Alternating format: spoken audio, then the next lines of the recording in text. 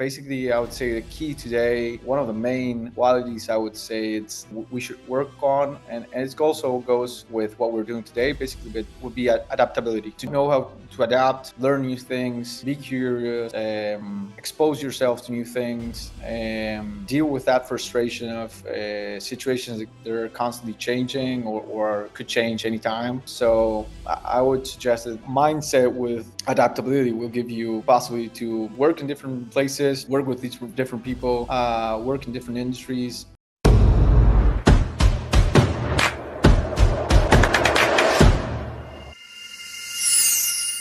Hey guys, and welcome to the Grow IT podcast. One of your hosts here, Trey King. And today we are very excited to have our guest, Larry Daniels from POK. And we'll be diving into his story a bit today, what it is his company does, and then as well as some engaging insights into the technology industry. So make sure to stick around for this one. But without further ado, Larry, welcome. Hi, Trey. Thank you very much for the invitation and introduction. Happy to be here and happy to be able to tell my story and hopefully add some value to the IT sector and education sector where we are currently working with POK, Oh, lovely. as you just mentioned. Yeah, excellent. The if Lovely, Larry. If you don't mind, just to quickly introduce yourself and just tell us a little bit about your story, please. Excellent. So, as you mentioned, well, my name is Lawrence. Nice to meet you. Meet everyone. Everyone calls me Larry. I'm 31 years old. I was born and raised in Argentina, even though my family from my dad's side is from the U.S., Michigan. There comes the name. I basically studied in Argentina, studied business administration, started working at Standard and Poor's in Argentina. I worked there for a year and a half, but was always curious, wanted to have my own thing. Ended up quitting my job in Argentina. I traveled for almost 4 months through Southeast Asia. Oh wow. I traveled through South Korea, China, Vietnam, Cambodia, Thailand, Myanmar, and India. And after some introspection and reflecting on some ideas, I came back, and those kind of things you end up connecting the dots many years later. A friend of mine from school said they were looking for people in the company they just started. They were basically just started with a software factory on different solutions or tech solutions for different problems, and Yeah. started working there. That was around 2014, 15, and that company ended up growing. We became partners with the entire team, and those are my partners today with the different companies we built throughout those years, and ended up in different, I would say, roller coasters and adventures, mainly on the tech industry, Yeah. working with various companies and providing different solutions. So it's been quite a fun time since that time. Since that time. Oh, excellent. Tell me, Larry. So, what is it that makes you so passionate about, like what you currently do? Where did that come from? Great question. I think it's kind of like the trying to find solutions to different problems or opportunities we see around. Technology also, it's quite wide, and in that kind of sense, you can find different solutions. And also, starting from zero always gives you the opportunity to do pretty much everything. So Yeah. there's kind of like freedom in doing operations, sales, marketing, working on the product, talking to the clients, customer success. So it's that kind of freedom and opportunity to do pretty much everything. It's what kind of like drives me and where I find some passion in what we do today. Oh, lovely. Tell me based on, if we can talk about like the IT sector, the IT market as it is currently, right? Based on your expertise, what are the current trends that you would say that you are aware of? What way is the wind blowing these days? What have you like, been noticing? Okay, interesting. I would say so. I'll speak from my side. Of course, I think there are many things going on, and one of Yeah. the greatest things I would say in history is that today all opportunities are open for everyone to kind of like dive into. But from our side, on our last venture, we decided to go for the educational sector. So Yeah. what we're seeing today in kind of trends are, I would say, two main topics. One, of course, is AI, and the other one would be micro credentialing for education. So Wow. I think it's education. The educational sector is going through one of the biggest transformations in history. Technology is coming in an incredibly rapid pace. They are institutions are kind of like being forced and in a need to change the way they're teaching or reaching out for students nowadays. How do they acquire new students? How do they retain them? The lengths of the courses, how do they keep updated the courses they are today sharing with the community, and how do they prepare people for the future? So through AI, I would say that the challenge is how to create new content, create updated content, create content that it's kind of attracts students to learn in a way that's not only theoretical as it might have been for the last years, but it's also practical, and maybe not 4 years or 2 years, but in a shorter period of time gives them the opportunity to be employed in the market or have more experience. And micro credentialing is being part since there's a shift in how we evaluate people instead of based on their degree or their title, but we're evaluating people based on the skills they acquired for what they studied. So basically, micro credential is um, going hand by hand with these changes, certifying what people know of the skills they acquired in a way that's also verifiable and secured with blockchain technology. So basically, I That's would say fascinating. that the three highlights would be AI, micro credentialing, blockchain, and the educational sector. So tell me, Larry, if you don't mind, just to elaborate a bit and just to, explain to the listeners, what is it that your company does? And maybe if you don't mind, just to, because I know it's POK or POC, right? What is it? What is Mhm. what does it stand for? So POK stands for proof of knowledge. Okay, So what gotcha. we started, as I mentioned, we were extremely intrigued with this transformation that was going in the educational sector.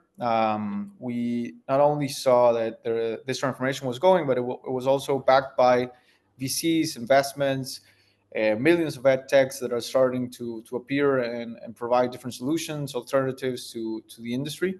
So we knew that education was the industry we wanted to play, and while we saw that no one was actually applying blockchain technology 100% to micro credentialing.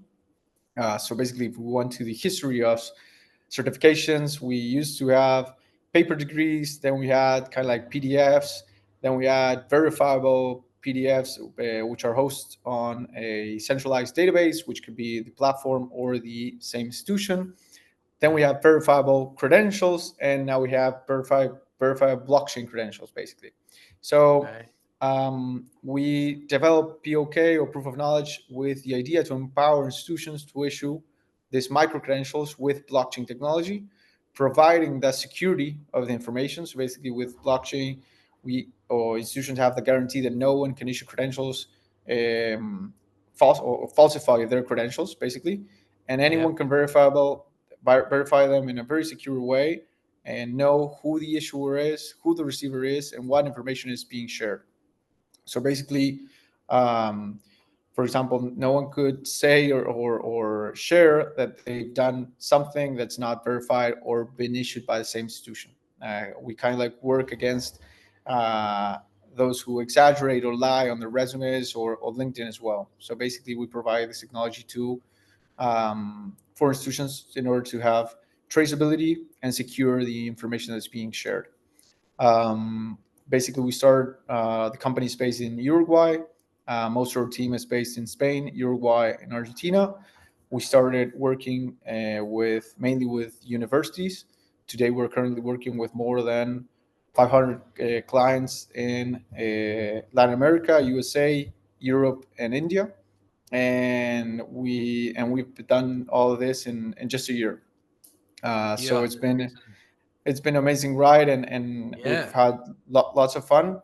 And just to expand on why or what we saw the impact, basically today the education sector is um, s- starting to perceive, or everyone's talking about lifelong learning. So basically, everyone needs to keep updating their knowledge, skills, or what kind of platforms or technology they know or know how to use.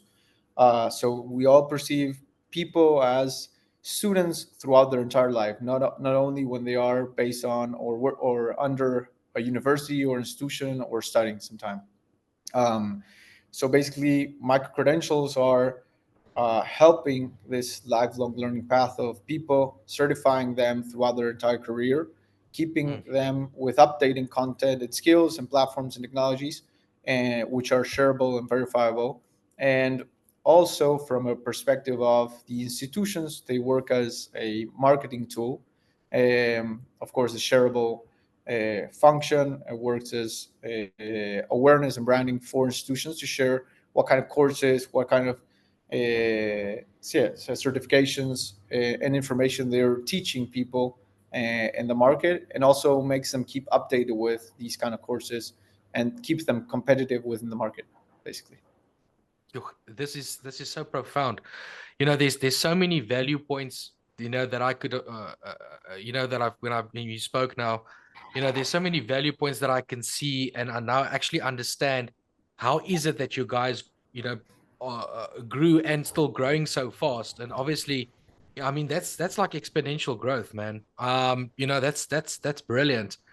The So what I wanted to ask you as well is that, on if we can maybe have a look at, just from a business owner point of view, right? Just maybe not just necessarily maybe in our industry, right? But let's say from a business owner point of view, in your opinion, what type of mindset would you say is needed to be, you know, successful as a founder owner of a company? Well, okay. I can share my experience. Yeah, please.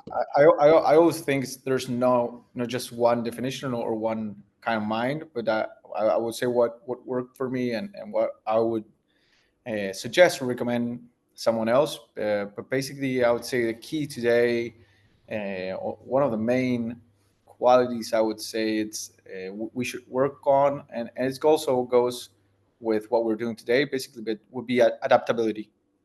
To know how to adapt, uh, learn new things, be curious, expose yourself to new things, deal with that frustration of situations that are constantly changing or could change anytime.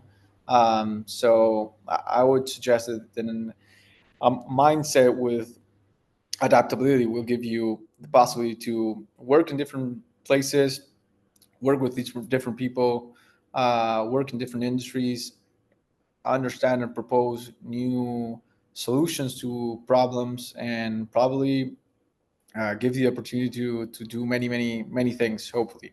And just to expand, that's some really interesting key point we're also seeing today in the market, where people are starting to focus not only on hard skills, which is knowledge, but also on soft skills, which is how do you work with people on adaptability, dealing with frustration, Yeah. teamwork, creativity, and so on. So basically, what the market is kind of like, I would do a translation of the market, but basically, if someone has those kind of high soft skills qualities, he or she will be able to perform in a really good way practically anywhere. So those skills could be uh, applied to any kind of industry, teamwork, or team Yeah. job, or anything. So if you have those, or if we form people with those of high soft skill qualities, they probably perform in the best way when we have to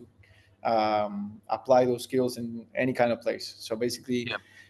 I would say kind of like the world is also shifting in promoting or working more on soft skills than hard skills, and that is also, I would focus on working on those skills as well. That would be my advice, maybe. Yo, I thought we are gonna get some two golden nuggets here, but you gave a lot today. I'm sure. I'm sure there's a lot of listeners that's going to take some of that. So, Larry, I need to thank you. All the best to you and your business partners as well. We'll definitely follow you guys, and I hope the story just gets better and better. And just climbing these stairs, right? And the sky's the limit. So thank you for your time. Really appreciate it. Thank you very much, Greg. Just to leave one last message would be that, of course, what our philosophy and why we've done what we've done in just a year uh, is because we've worked really close to our universities and institutions that work with us, Mm. and we've been able to hear their feedback and what their needs. And if there's any university or institution that's listening, or any uh, future client that sees that we could work together, please reach out and let me know. We will be more than welcome to help and add value. And just thank you very much for this opportunity and reaching out. I'm more than happy to be able to share my story and what we're doing, and hopefully keep in touch. Oh, lovely. Thank you. And Larry, if you don't mind, having said that, if you did just want to give us your, the where can we find you guys on what channels and maybe just an email address as well. Excellent. So to find us, our LinkedIn is POK, Proof of Knowledge. You will see us. We have like a violet logo. Our website is pok.tech, where you will find more information, and you can also leave us a contact information to reach out. Or my email will be larry@poc.tech. And if you want to send me an email, and maybe we could schedule a meeting and get to know each other. Excellent. All the best, Larry. Take care. Thank you Bye very now. much, Greg. Bye bye. Bye bye.